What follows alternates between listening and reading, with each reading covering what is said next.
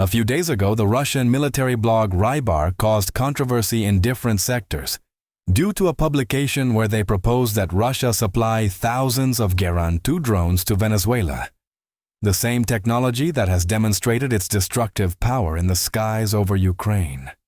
In addition to this, they expressed that the Geran-2s are capable of reaching targets within the United States, Colombia, and even some islands in the Caribbean. Although all of this may seem like a movie script, this is a scenario that was a proposal published on this important pro-Russian Telegram channel specialized in military analysis. They raised the question, given the increase in United States military activity in the Caribbean Sea, how could Venezuela respond? The emphatic answer was that if Venezuela receives an arsenal of 2,000 Geran-2 drones, this would give it enormous strategic power by putting various United States military bases within firing range. The map published by Rybar is revealing. It draws a combat radius of 2,000 kilometers from Venezuela and marks several military installations in the Caribbean and the region. Let's analyze, step by step, what it shows us. At first glance, in the region of the Caribbean islands, the air bases of Santa Cruz and Muñiz are indicated.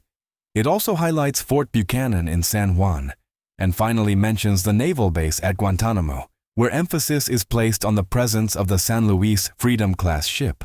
Although outside the 2,000-kilometer range of the Geran-2 drones, reference is also made to the Homestead Air Reserve Base located in Florida, and it highlights the presence of B-52 bombers within the base, which indicates that it is a highly strategic target. In addition, it also points to the Atlantic Undersea Test and Evaluation Center, located in the Bahamas, which is also a place of military interest because in that location, American submarines are researched and maintained. Finally, mention is made of the Ptolemaida military base, which is located in central Colombia and is less than 600 kilometers from the Venezuelan border. This military base is one of the main hubs of the Colombian armed forces, and is also a place where American soldiers are trained, who maintain a constant presence within these military facilities. Now that the map has been explained, I want to answer one question exactly. What is a Geran-2 drone? This is not a high-tech drone. It is not supersonic nor invisible. In fact, it is relatively slow and noisy, which has earned it the nickname, the motorcycle of the skies, because of its particular sound.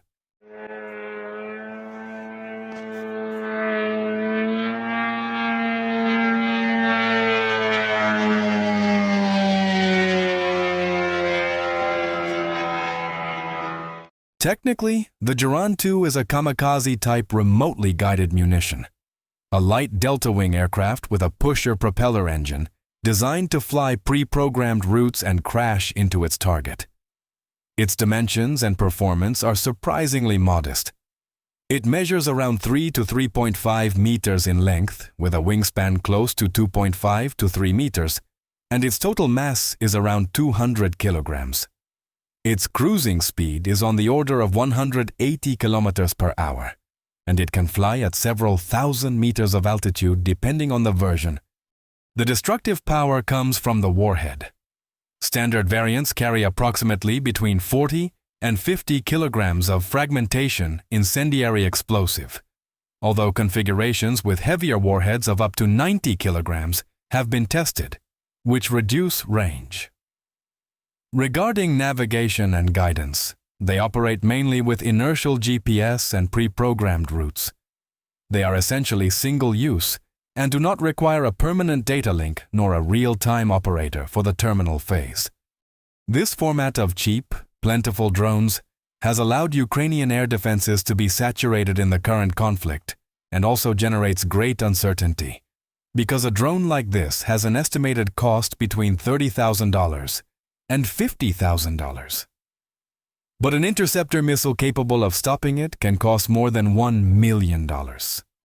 The real strength of these drones is not individual, but in numbers. The strategy is to launch dozens or even hundreds at once in a swarm attack. For an air defense system, it is easy to shoot one down, but the problem becomes complicated when there are dozens or hundreds coming from different directions. This is a logistical and economic nightmare. Missiles that cost millions of dollars are spent to destroy drones that are worth only a fraction. This is asymmetric warfare at its fullest expression. Finally, is it possible that Russia would provide this type of drone to Venezuela? Or is this just a propaganda maneuver? The publication put forward by Rybar indirectly demonstrates a sign of Russian strategy in the Americas.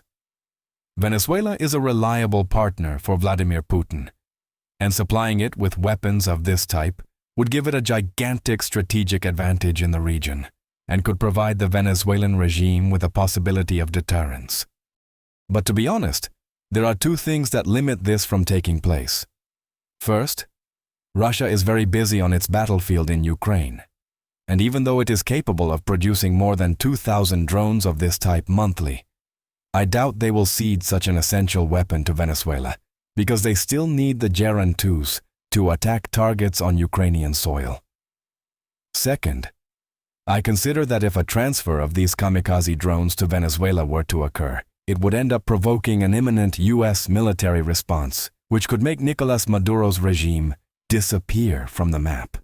The Americans will not allow Maduro's government to gain access to this type of weapons because it would be a very great risk within Washington's sphere of influence.